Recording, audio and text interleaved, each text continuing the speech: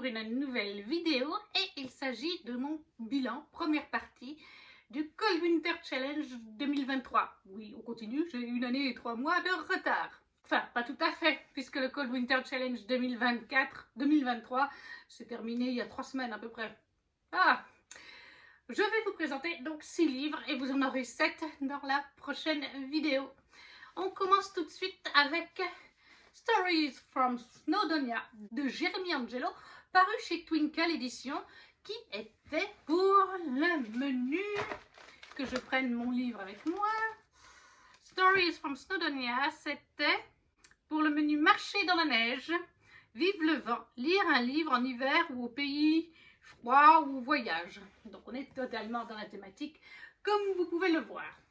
Alors là, on est dans 2 romances, stories au pluriel, car nous en avons une, Snowdonia, et le deuxième tome, c'est Avalonia. Mais il est bien de lire d'abord Snowdonia avant de lire Avalonia. Parce que Snowdonia se passe en 1899 et Avalonia se passe en 1900. Et on retrouve en fait des personnages du premier tome dans le deuxième. Pour ce roman, je lui ai mis la note de 18, voilà, 18 sur 20. J'ai passé un très bon moment, enfin pour ces 2 romans. Dans la première histoire, qui est en 1899, on suit Laurine, 17 ans, une jeune Française qui aime ces montagnes jurassiennes. Elle n'a pas envie de se marier, mais son père est ruiné et il va l'envoyer passer quelques mois, si je me souviens bien, au Pays de Galles, chez un grand-oncle qui s'appelle Henry Arlington. Là-bas, elle va bien s'entendre avec son grand-oncle, mais elle va rencontrer Dryston, le jeune homme de la maison, qui est enfin du manoir, et avec lui ça va pas très bien se passer au début. Ils n'ont pas du tout la même philosophie, quoi. Ils vont un petit peu se friter l'un et l'autre. J'ai beaucoup aimé ce tome 1. Et dans le deuxième tome, qui se passe donc en novembre 1900, on va suivre Alice, cette fois, une étudiante de la prestigieuse université de Cardiff. Elle a décidé de créer avec son groupe de potes un groupe de réunion sur Avalonia, sur les mythes arthuriens qu'ils décident d'appeler Avalonia. Sauf qu'à cette époque-là, déjà que les jeunes femmes n'allaient pas beaucoup à l'université, elles n'avaient pas le droit d'être dans des clubs, et je crois qu'elles n'avaient pas le droit de rentrer non plus dans les bibliothèques, un truc dans le genre. Et la direction, l'école, enfin l'université va se rendre compte de ce club, et elle va être virée, ainsi que certains autres de ses amis. Et elle va décider de rentrer donc vers Avalonia, enfin Snowdonia plutôt, chez son... Alors c'est pas son papa, je crois que c'est son grand-père. Je ne sais plus, je l'ai lu il y a 1 année. Un membre de sa famille, mais je pense que c'est son grand-père. Elle va rentrer là-bas, elle va y aller avec ses amis. Donc on va suivre leur périple et en cours de route, ils vont rencontrer Gideon, le beau Gideon, un violoniste lorrain, qui, comme par hasard, fait partie de la famille de Laurine du tome 1. C'est pour ça que quand je vous dis que voilà, les 2 livres se connectent, c'est pas vital d'avoir lu le tome 1, mais si vous souhaitez le lire plus tard, vous serez spoilé sur la fin du tome 1 et c'est dommage. J'ai beaucoup aimé ces 2 tomes de Jeremy Angelo. J'ai beaucoup aimé le fait que ça se passe au Pays de Galles, en fait, et Jeremy Angelo nous fait voyager vraiment à travers ces 2 romans. On découvre des coutumes du Pays de Galles à la période des fêtes. On découvre aussi des plats typiques de ce pays, de cette région. Pas toujours, ça n'a pas toujours l'air très appétissant, mais bon. Et c'est ça que j'ai vraiment apprécié. Ça a été un gros plus, cette découverte de cette région, cette découverte du Pays de Galles par ses coutumes à la période des fêtes, par le fait qu'il y ait de la nourriture, comment les gens sont aussi là-bas, certains mythes et légendes un petit peu. On a un personnage, je l'ai beaucoup aimé, je ne vous dirai pas si c'est dans le tome 1, dans le tome 2, il m'a fait penser à un personnage très célèbre de Noël. Et je pense que ça s'inspire peut-être un petit peu de choses véridiques du Pays de Galles. Je ne connaissais vraiment pas cette région, donc je ne peux pas dire ce qui est véridique ou faux, mais je pense qu'il y a beaucoup d'inspiration de là-bas. Et ça fait toujours plaisir de découvrir des nouveaux endroits quand on ne les connaît pas beaucoup.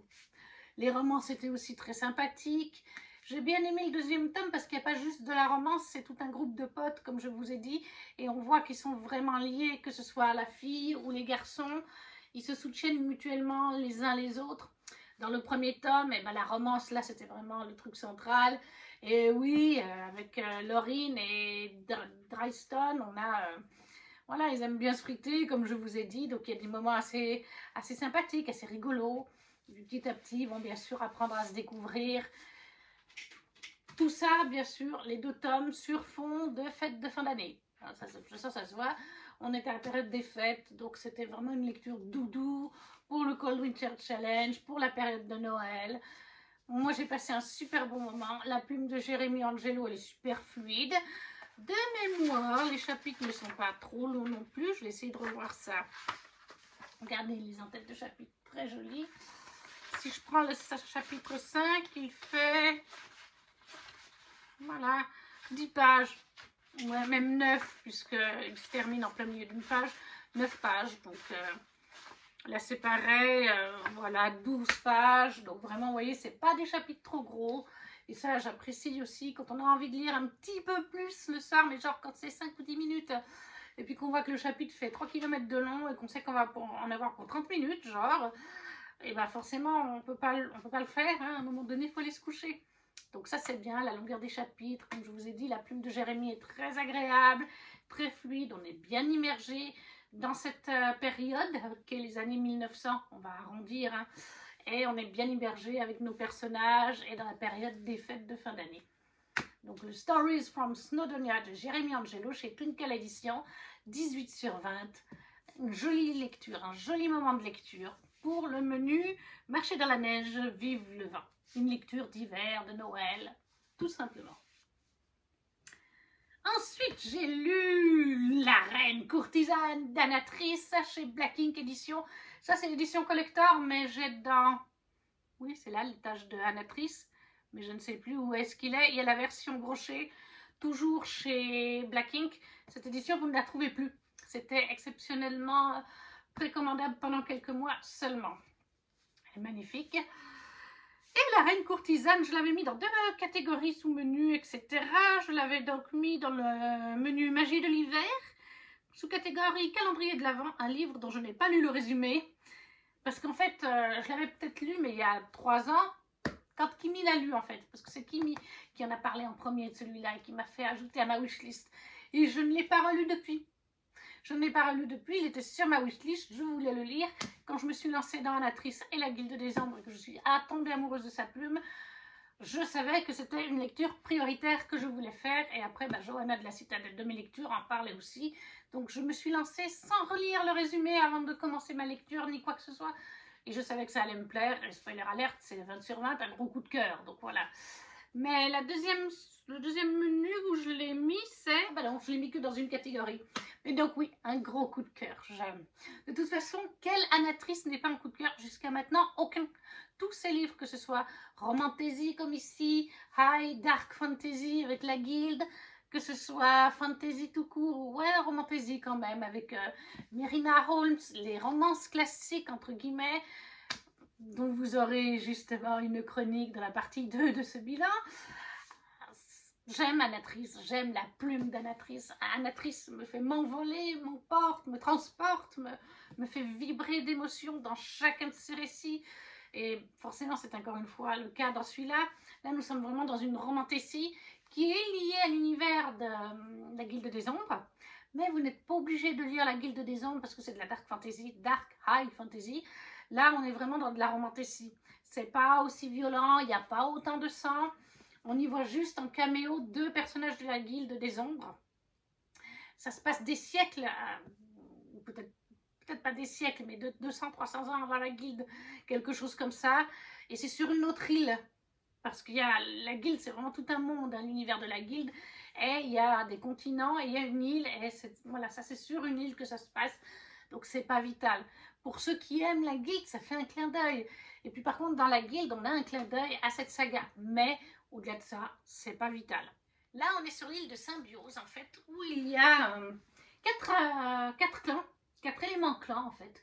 Le feu, l'eau, le vent et la terre, si je me rappelle bien. Et en fait, chaque clan contrôle un élément. Il y a bien sûr des princesses dans chaque clan. Mais Sylvain, le jeune roi Falune, guerrier cruel et impitoyable du clan du feu, veut assouvir les autres clans. Donc en fait, il va faire prisonnière et se marier avec les princesses des 3 autres clans, qui deviennent donc reines puisqu'elles l'épousent, contre leur gré forcément, ce qui fait qu'il devient le roi des autres clans, ce qui fait qu'au final il veut devenir le roi suprême de leur île. Sauf que lors de la capture de la dernière, qui est, j'ai un blanc, Alena, voilà, j'allais dire Alumia, non pas du tout, c'est pour ça que j'ai regardé Alena, et quand il la capture, c'est le clan Gélan, donc le clan de l'eau. Et en fait, Alena, elle a un sacré caractère, et elle décide qu'elle va essayer de retarder le moment où après le mariage, il va la tuer. Elle va essayer de l'attirer en fait avec une histoire, parce qu'Alena, elle est très douée pour conter des histoires, elle intrigue les gens, et ça va intriguer Sylvain, ce grand gars cruel, comme on vous a décrit ça et tout ça. Et en fait, il a envie de savoir la suite de l'histoire. Donc chaque soir, au lieu de la tuer comme il a prévu, il revient la voir. Et ils vont bien sûr apprendre à se connaître.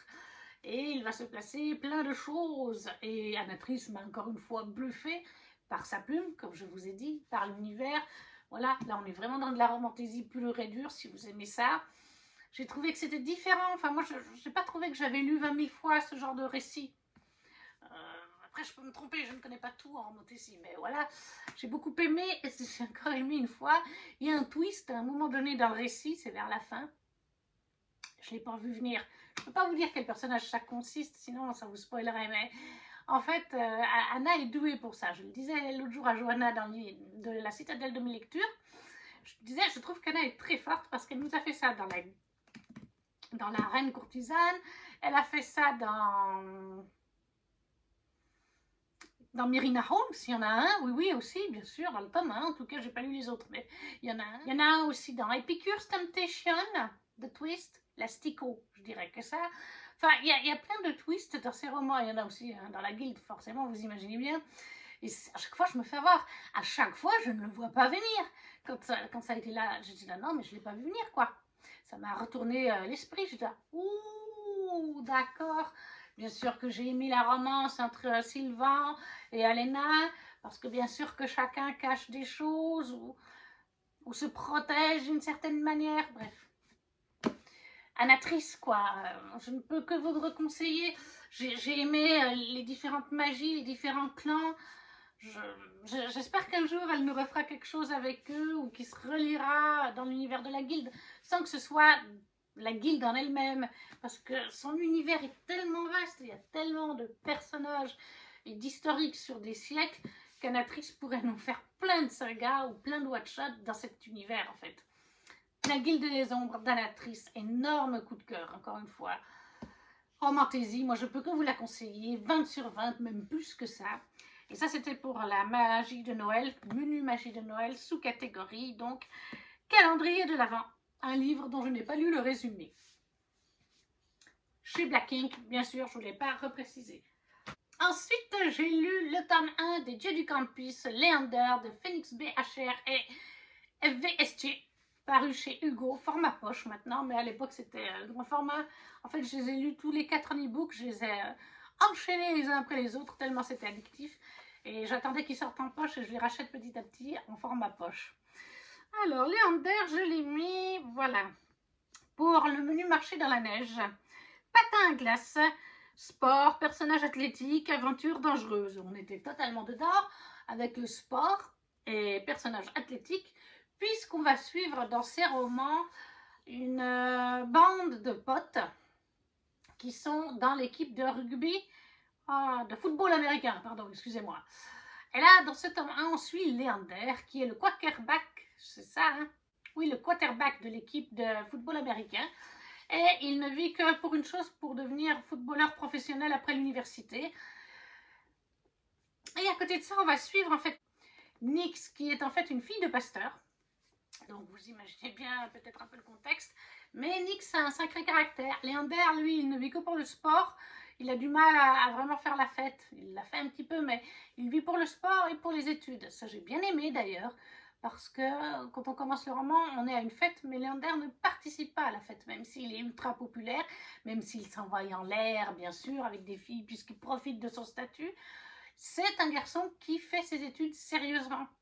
Alors que des fois, on a tendance à avoir dans les séries, les films ou les livres, des sportifs à l'université qui en fait n'ont pas besoin de trop étudier parce qu'ils savent que de toute façon, comme ils sont très forts dans leur équipe, ils sont un peu protégés, vous voyez, les notes peuvent ne pas être très bonnes, c'est pas grave.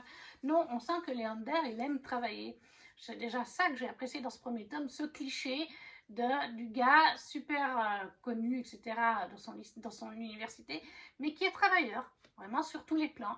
Et donc, on a Nix, la fille de pasteur. On va aussi donc forcément découvrir un peu comment s'est passé le quotidien de Nix en étant fille de pasteur. Elle est dans une famille nombreuse, comme on peut s'en douter, et les deux ne vont pas tout de suite accrocher, surtout que Nix, en fait, les footballeurs américains, c'est pas trop son truc, et elle va être à la soirée où Leander ne veut pas se joindre, et quand il cherche simplement à aller aux toilettes, elle aussi cherchait à aller aux toilettes pour vomir, et elle lui vomit dessus. Donc autant dire que ça va pas bien se passer entre eux. Elle va le prendre pour un gros orgueilleux, elle va l'appeler Zeus d'ailleurs. Et lui ne va pas l'aimer du tout non plus, hein. C'est Vomito, je crois qu'il va l'appeler carrément. Ils vont se lancer bien sûr plein de pics, mais ça va bien sûr tourner en romance. C'est un petit enemies to lovers si on veut. Mais c'était sympa, moi j'ai beaucoup aimé, comme je vous dis, ce côté étudiant qui travaille quand même sérieusement. Leander cache des choses à sa bande de potes, à tout le monde assez dur. Pas quelque chose qu'on voit forcément de partout. J'ai bien aimé ça, ça a été bien amené. Et j'ai bien aimé aussi la bande de potes qui se soutiennent les uns et les autres, puisque Leander vit dans une maison avec, ils sont combien, 4 ou 5 de l'équipe. Il y a lui et les jumeaux. Un fait partie de l'équipe de football américain, l'autre est cheerleader. Ça, j'ai beaucoup apprécié, mais je vous en reparlerai dans son livre à lui.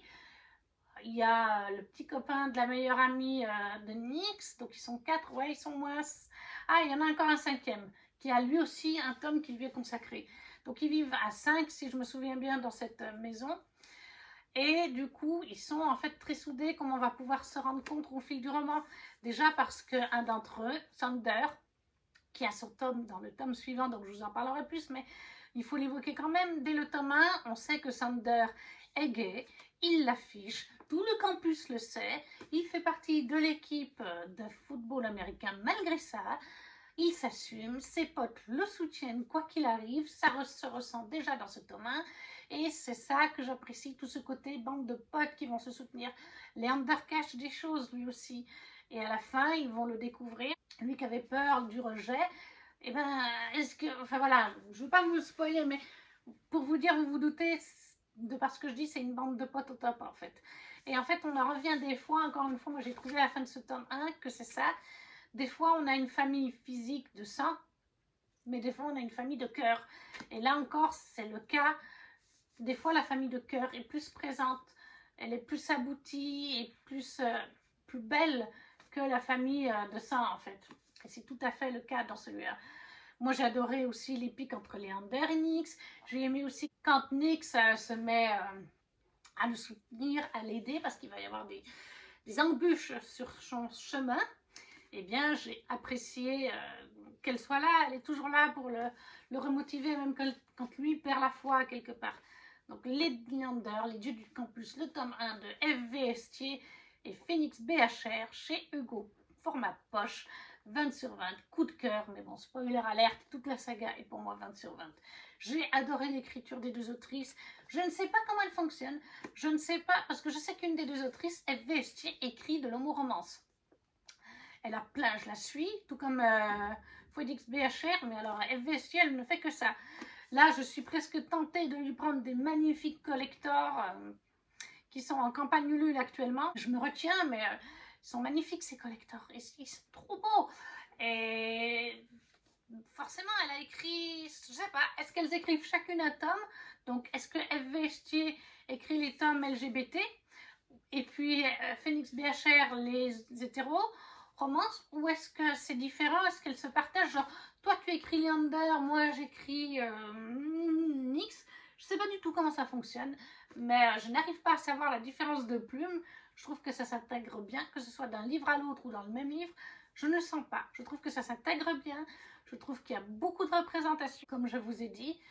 Moi, c'est saga coup de cœur, mais je vous parlerai des autres tomes le moment venu. Voilà, Léander, Les Dieux du Campus, FVST, Phoenix BHR, chez Hugo, format poche, 20/20, qui était donc pour le menu marché dans la neige, patin à glace pour tout ce qui est sport et personnages athlétiques.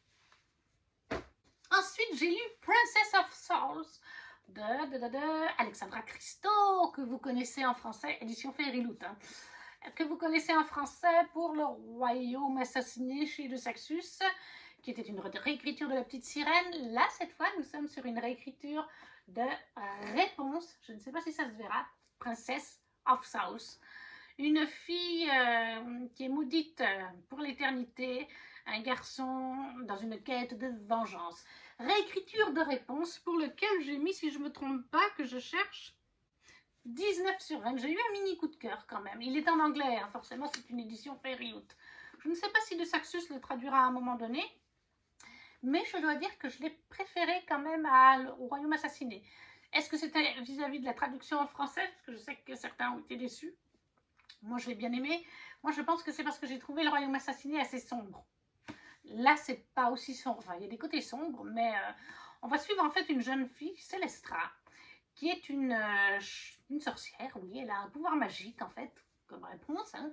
Et parce qu'elle a ce pouvoir magique et qu'elle est une sorcière, elle est enfermée dans une tour. Alors, elle peut un petit peu sortir, mais elle n'a pas le droit de sortir du palais. En fait, elle le fait en douce.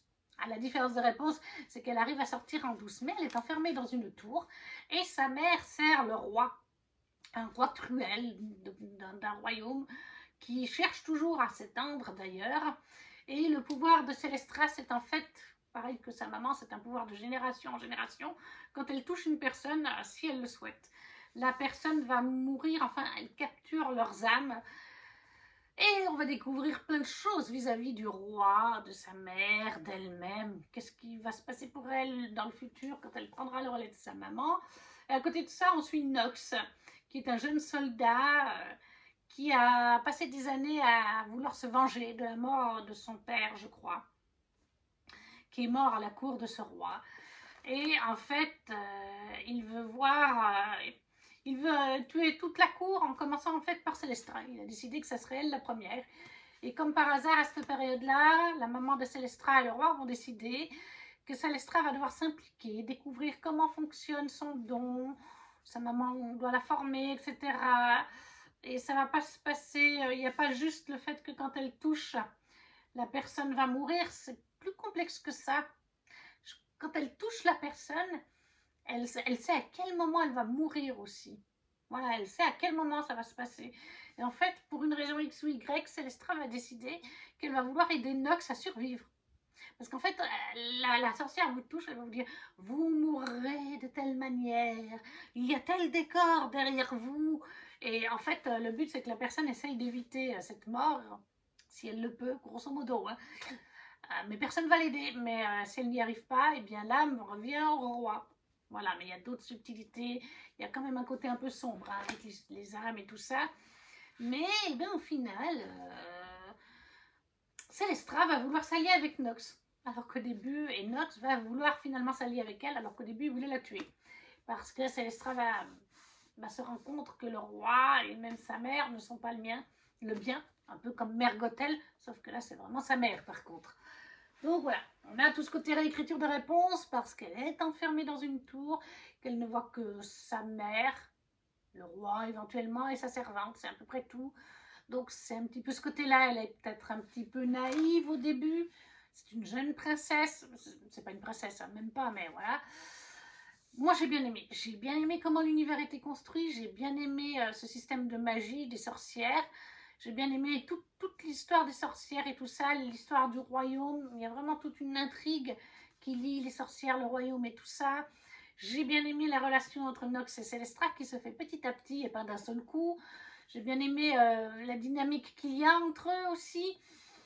Ouais, moi j'ai passé un très bon moment avec ce petit roman de fantasy. Comme je vous dis, je l'ai préféré presque au Royaume assassiné parce que je l'ai trouvé quand même un petit peu moins sombre. Le Royaume assassiné, on est quand même sur des sorcières qui arrachent le cœur des hommes. En tout cas, une des sirènes. Voilà, là, on n'en est quand même pas à ce point-là. Même s'il est question de vie, de mort aussi, et de l'âme de certaines personnes. Voilà, j'espère quand même qu'il sera traduit. Princess of Souls, édition Fer et Loot d'Alexandra Christo, 19 sur 20, un mini coup de cœur. Ah, puis au niveau de la plume, moi j'ai trouvé que c'était très abordable. Niveau anglais, voilà, je l'ai lu relativement vite, j'ai très bien compris l'histoire. C'était pas, voilà, alors il faut quand même avoir des bonnes bases en anglais, hein, mais c'est pas un livre par exemple comme Crescent City, qui est vraiment de l'adulte avec parfois un world building très intensif, très dur à comprendre. Là, c'est beaucoup plus abordable. Franchement, moi je dirais presque débutant. Mais il faut des bases. Hein. Genre, vous ne lancez pas si vous n'avez jamais lu en anglais. Lisez par exemple du Heartstopper avant. Lisez du Harry Potter que vous avez déjà lu en VF avant de vous lancer. Peut-être dans celui-là. Voilà. Mais il n'y a pas besoin d'un haut niveau, je pense, pour comprendre basiquement ce qui s'y passe. Ensuite, on a bientôt fini. J'ai lu en contemporain Lucinda Riley, le premier tome des 7 sœurs chez Le Livre de Poche. Et là, nous étions pour le menu Yule, sous-catégorie iceberg, secret, secret de famille, mystère. Les 3 mots-clés rentrent tout à fait pour cette saga, pour tous les tomes. Dans les 7 sœurs, est-ce que j'ai vraiment besoin d'en parler? On les voit passer de partout quand même. On va suivre dans chaque tome une des sœurs d'un homme d'affaires qui s'appelle Portholt, qui a adopté ces différentes filles lors de différents voyages dans le monde. Et elles ont grandi à Atlantis, une demeure, un château magnifique sur les bords du lac Léman. Et non pas du lac de Genève comme c'est marqué dans le résumé. S'il vous plaît, ce n'est pas le lac de Genève. Il n'appartient pas aux Genevois, le lac. Dites à un Français que le lac de Genève, est-ce qu'il va apprécier? Et puis ben même, moi je suis suisse romande, pas du côté Vaud, pas du côté de Genève, je n'apprécie pas non plus. Hein. Lac de Genève, non vraiment pas. Lac Léman, merci. Et en fait, au début de ce roman, et ça va être le cas dans chacun des tomes, on va découvrir que Passault est mort chez lui à Atlantis, alors que ses filles sont en train de vaquer à leur vie, tout simplement. Et Maya, le tome 1, c'est celui de Maya. Maya va donc être la première à découvrir la mort de Passault, à rentrer à Atlantis. Et lorsqu'elle va arriver, elle va découvrir, et ce sera pareil pour toutes ses sœurs, que Pa est mort il y a déjà 2 jours. Et qu'en fait, il est déjà, tout est déjà fait. Il n'y a pas d'enterrement, il n'y a rien. Son souhait, c'était comme ça. Qu'il n'y ait pas d'enterrement, personne, pas d'amis, pas de famille. Et que ses cendres soient répandues, je crois que c'est ses cendres ou son cercueil, dans la mer Méditerranée parce qu'il adorait la navigation. Voilà, donc les filles arrivent, chacune leur tour, Maya la première. Il n'y a déjà plus rien à faire. Il y a juste à attendre le notaire. Le notaire qui va leur donner chacune quelque chose qui est lié à Passault. Elles ont au final, il leur a laissé un petit jeu de piste, Passault. Il y a une statue, je crois que c'est ça, dans les jardins, qui permet à l'une des sœurs qui est douée, parce qu'il y a des signes dessus, astronomiques ou je ne sais plus, à décoder des directions ou quelque chose, à décoder. Et puis chacune reçoit un indice, un objet lié à leur passé et les coordonnées précises d'un lieu précis dans leur pays d'origine. Et Maya, elle va finir par vouloir chercher ses origines, qui va la mener jusqu'au Brésil. Après, je ne veux pas vous en dire plus, mais on va suivre en fait la vie de Maya au présent, quand elle sera au Brésil, en quête de ses origines. Et on va suivre en flashback la vie des personnages en... Eh ben, je ne sais plus. Ça s'est fait... les flashbacks sont à l'époque quand la grande statue du Christ a été fabriquée au Brésil, le corps... Oula, bref, le grand Christ, je ne sais plus comment il s'appelle maintenant. C'est dit là-dedans, mais je l'ai lu il y a plus d'une année. Donc on va voir l'évolution, la fabrication de cette gigantesque statue, parce que des personnages sont liés à ça et liés à Maya. Donc on est vraiment dans les secrets de famille, les secrets que Maya découvre sur ses origines, mais on est beaucoup, quand on en parle, à penser que Passault a aussi des secrets. Il est très mystérieux cet homme. J'ai bien aimé. Franchement, j'avais peur de ne pas accrocher parce que c'est du contemporain. Mais au final, eh bien, je pense que dans chaque tome, en tout cas dans les 2 premiers c'est le cas, il y a une romance. Donc déjà, je trouve ça chouette, parce que quand il y a de la romance, moi ça me plaît encore plus. Et finalement, tout ce côté petite enquête pour découvrir ses origines avec le présent et le passé en flashback, quand elle avance dans cette enquête, on va alors aller pendant plusieurs chapitres dans le flashback pour voir l'évolution. J'ai trouvé ça super intéressant, super bien mené, j'ai adoré. Et franchement, j'ai passé un très bon moment. Donc moi, finalement, je ne peux que vous conseiller Lucinda Riley, Les 7 sœurs, le tome 1, qui est donc Les 7 sœurs pour celui-là, sur Malia, au livre de poche. Et j'ai mis 18 sur 20, oui, voilà, c'est ça. Pour le menu Yule, sous-catégorie iceberg, secret, secret de famille, mystère. Et le dernier livre de cette duplette, La Guilde des Ombres, 3 points, Danatrice chez Plume Blanche. Et ça, c'était du coup pour le menu Yule, danse de la fée dragée, fantasy, fantastique, rêve, onirique. C'était pour le côté fantasy, bien entendu.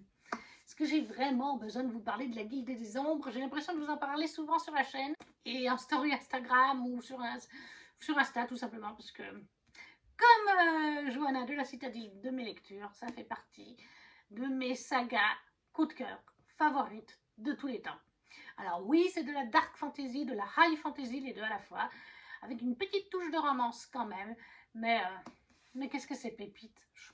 On va suivre uniquement dans le tome 1 Panama, qui est une petite fille qui a le don de mort. Quand elle touche les gens, ils peuvent mourir si elle le souhaite.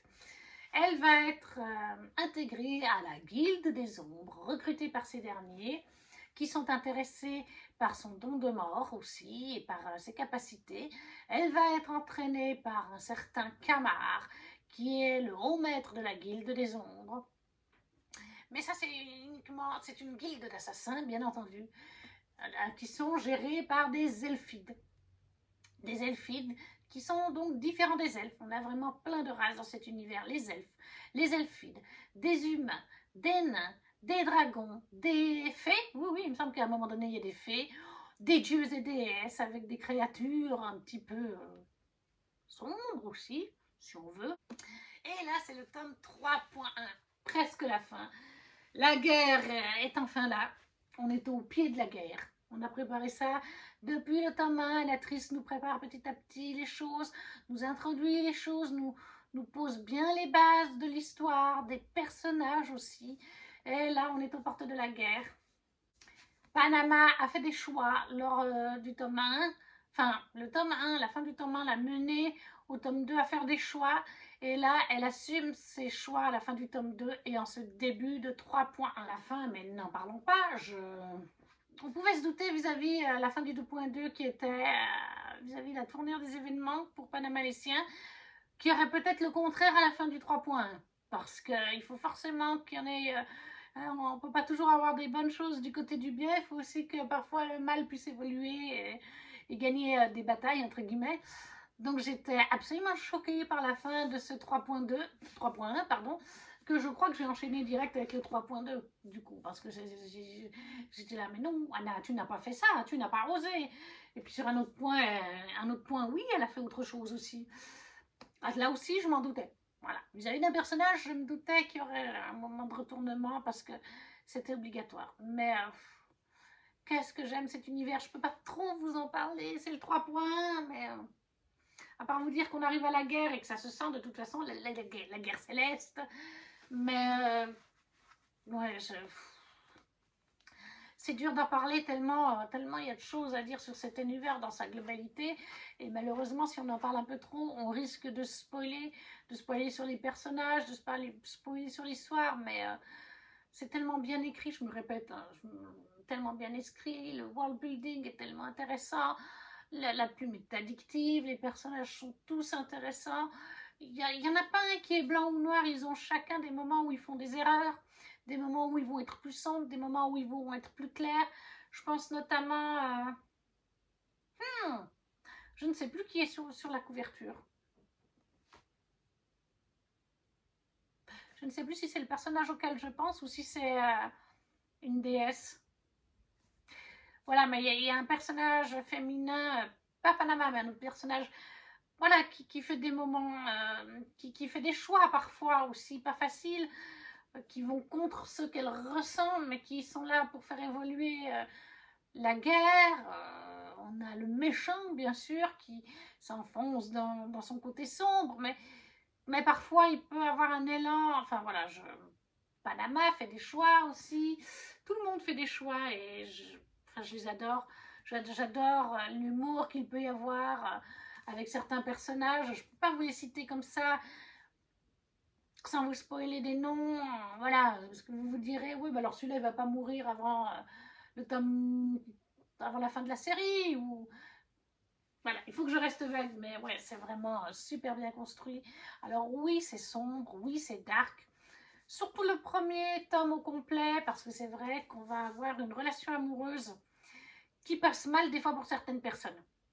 Parce que, je ne peux pas trop vous en dire, mais encore une fois, passer cette relation amoureuse qui peut être toxique, elle est très toxique, ça oui, et qui peut être un peu mal vue aussi pour une autre raison. Si vous êtes dedans actuellement, ou même plus tard, passez cette relation, parce que c'est pas forcément tout ce que vous aurez, il y a bien plus, c'est juste le début de l'histoire, c'est pour vous expliquer comment Panama va fleurir, voilà, j'ai envie de vous dire ça, comment elle va évoluer jusqu'à éclore, littéralement, et à faire ce qu'elle doit faire. Mais c'est pépite. Anatrice, je vous le dis à chaque fois, je la compare à du Tolkien pour moi, et c'est le cas. Et en plus d'écrire super bien, Anatrice est une autrice proche de sa communauté. Elle vous laissera un commentaire et un like si vous publiez quelque chose en post Instagram ou même en story. Elle va vous laisser un petit cœur. Elle est super présente. Elle va peut-être éventuellement vous laisser un petit message aussi en privé. Ou si vous lui parlez, elle vous répond en privé. Moi, j'avais échangé 2-3 mois avec elle, une ou deux fois. Non, vraiment, je l'ai rencontrée aux Imaginales l'année passée. J'ai parlé plus de 10 minutes avec elle parce que c'était le vendredi et qu'il y avait tellement peu de monde qu'on pouvait se le permettre. Elle est adorable. Elle adore parler de son univers et de ses autres univers. Je ne peux que vous conseiller cette autrice. Franchement, c'est pépite. Et cette saga, c'est pépite. Et je vais arrêter là parce qu'entre Johanna et moi, voilà, mais c'est vrai. Et on est d'autres comme ça. Hein, mais c'est vrai que Johanna et moi, on a fini la guilde. Kimi est en cours de lecture, mais je sais qu'elle adore. Alors Kimi, par contre, fait beaucoup de propagande pour la reine courtisane et pour Mérina Holmes. Alors moi, Mérina, j'ai lu le premier tome. Vous le verrez bien plus tard dans un prochain avis de lecture, mais voilà. La guilde des ongles, 3 points, d'Anatrice, Pépitas, Bananas et tout ce qu'on veut. Gros coup de cœur. 20 sur 20 pour le menu Yule, sous-catégorie la danse de la fée dragée pour le côté fantasy. Et voilà, cet avis lecture est à présent terminé. Je vous promets, répétez pas les livres. J'espère qu'il vous aura plu.